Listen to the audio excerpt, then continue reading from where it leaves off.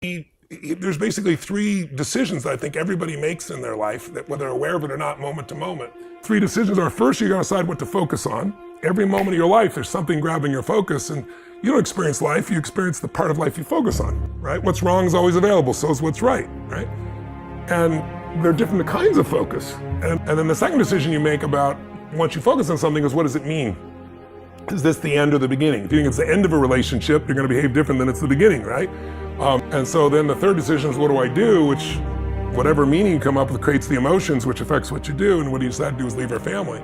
But you can't separate the mind and the body. You gotta feed the mind and strengthen the body on a daily basis in some way. And if you do that, life can be pretty miraculous. So those three decision-making things, what I'm gonna focus on, what does it mean, what I'm gonna do, shift. And one good example of this, Jay, is, and maybe your audience can relate to this, is that we just took three patterns. So let's say focus, most people have a focus either on what they have or what's missing. We all do both.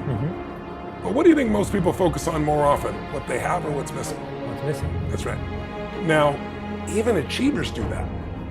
Like, it's not like somebody who's not successful. It's one of the reasons you see these achievers that no matter what they do, it's never enough. Just think about it, if you're always focusing what's missing from your life, how can you sustain happiness? It's software that will not allow that. You'll feel happy for a little moment and then you'll notice it's missing again. What do you think's more often people focus on, what they can control or can't control? What they can't control. Yeah.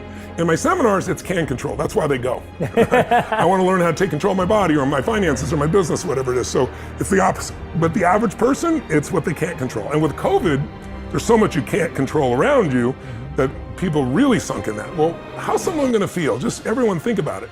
If you're constantly focused on what's missing from your life and what you can't control. And then I'll add one more.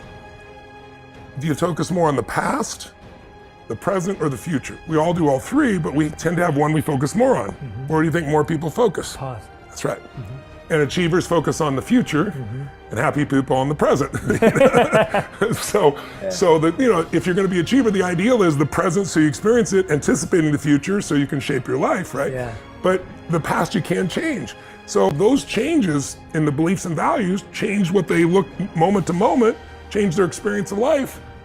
Disappointment either destroys you or drives you, and you have to decide which one it's going to be. If you don't consciously decide, there's always going to be more BS for you to deal with.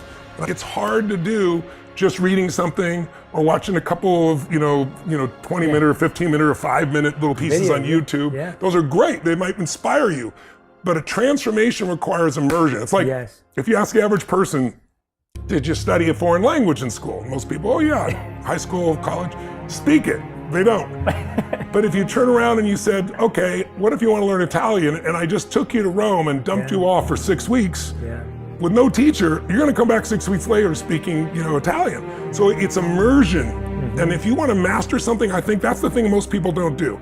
They read a little bit, they listen a little bit, they dip in and out. They don't go day and night, night and day in total immersion in something that transforms them, and also something that makes them push through their fears.